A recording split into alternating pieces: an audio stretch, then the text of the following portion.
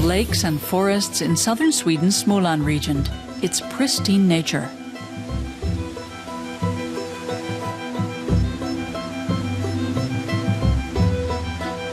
In between are villages where time seems to stand still. It's a world right out of a picture book. That's no wonder, because some very famous children's books are set here, in and around the small town of Vimmerby. They're the stories of Swedish writer Astrid Lindgren. The author was born in Vimmerby in 1907.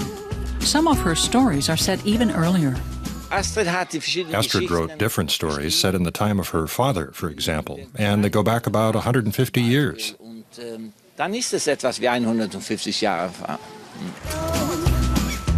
These times are brought back to life in Astrid Lindgren's world, a theme park on the outskirts of Vimmerby. The settings of Lindgren's books are replicated according to descriptions in her stories. Here we bring the fairy tales to life. We turn them into reality. Here the children meet different characters from 9 or so books. The most famous, the cheeky red-haired girl Pippi Longstocking.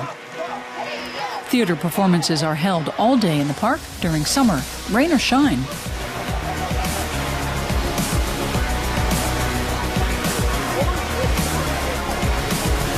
Other characters like Emil in Lönneberga appear.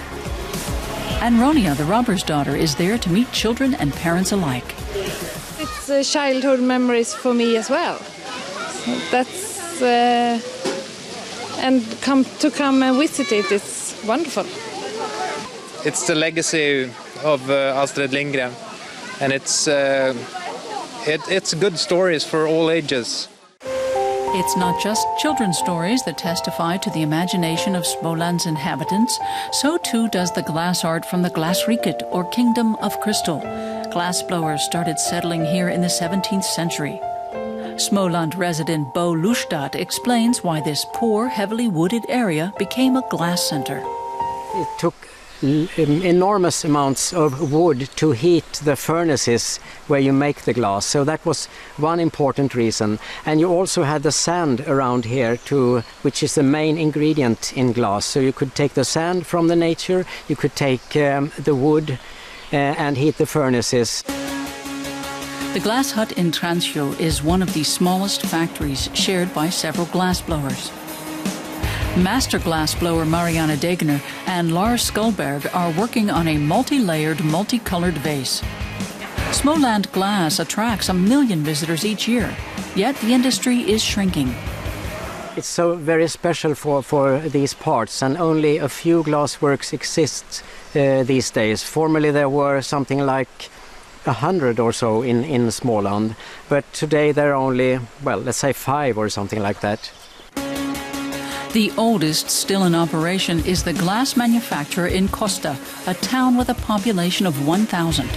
It doesn't just create art, but practical glassware that's sold around the world. The glassblowers use traditional methods, which take years of training. Most of the people who's left here has started here, not at school. So today you can go at glass school. But when I started, we started as apprentices and worked our way up. The Kosterboda Art Hotel is considered a jewel. Its modern glass art has been attracting tourists since it opened in 2009. The hotel's cobalt blue glass bar is an experience in itself.